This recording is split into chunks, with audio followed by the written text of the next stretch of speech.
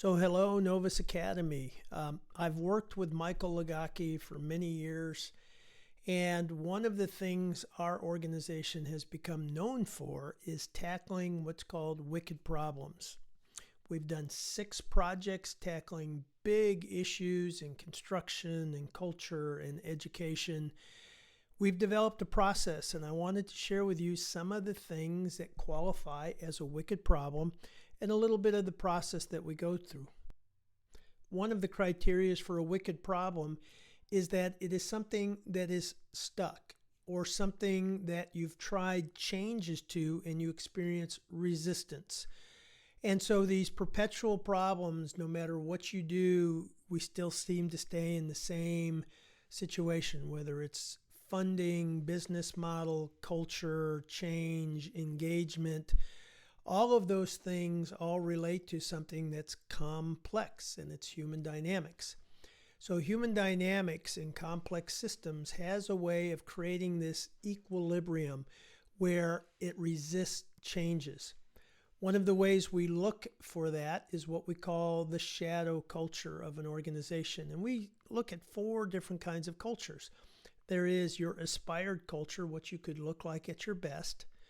There is what we call the legacy culture. That's the culture that made you successful but will hold you back going forward. A third one are the outliers, the positive outliers within an organization that give you a window into what the potential could be. However, they typically don't last long because the culture doesn't reward or protect those outliers. And then the fourth is what we call the shadow culture. Those are the invisible attitudes, habits, values, and behavior that really run the organization when you're not there. So in terms of strategy for tackling wicked problems, one of the important things is understanding what is the root cause of the problem.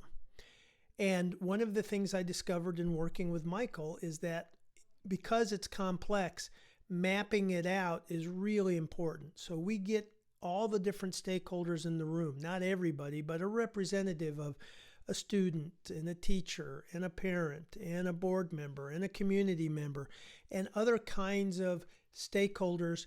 A stakeholder is somebody who has a stake in your success. And we talk about a simple question. What does the problem look like on your seat on the bus? And then you begin to just let conversation go. It may be this, it may be that. And what you find is that it's all over the map, but eventually the conversation begins to lead to a common instinctive problem.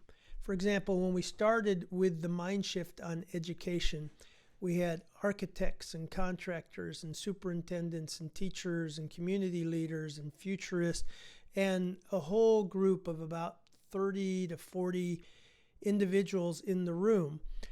When we boiled down the challenge in disengagement in education, that was our first education project, it boiled down to the system is designed to create fear and insecurity. And we traced where does that start?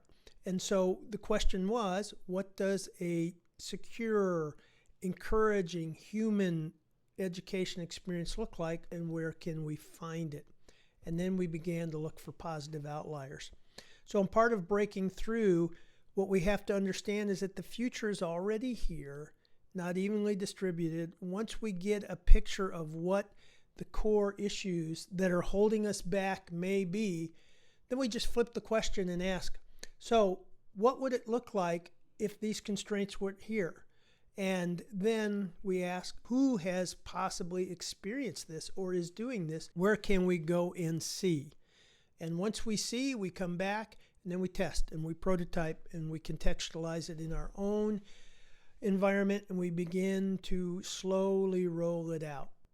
And when an organization has a magic like Novus Academy, all it takes is a journey into finding this. We want to go from this state to this state in terms of what we're experiencing in funding, in growth, in the health and well-being of our teachers, in the success of our students. There are other organizations who have created a thriving model to do similar kinds of work that you're doing. So I wish you the best.